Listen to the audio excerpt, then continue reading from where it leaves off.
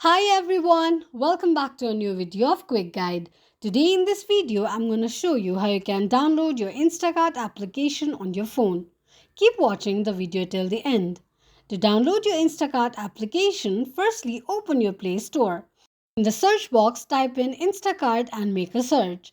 The search results will be displayed on the screen. Click on Install button and download the application. But if the application isn't available on Google Play in your region, open your Google search. Type in Instacart APK download and make a search. The search results will be displayed on the screen. Click on the download link shown on the page. On the next page, tap on Free Download. It will start the downloading process.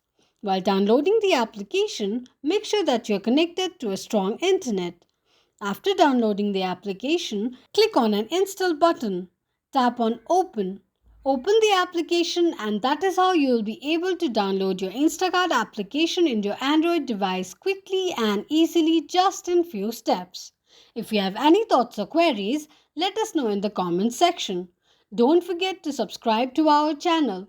Also press the notification bell icon so that YouTube will notify you whenever we post a new video. Thank you so much for watching.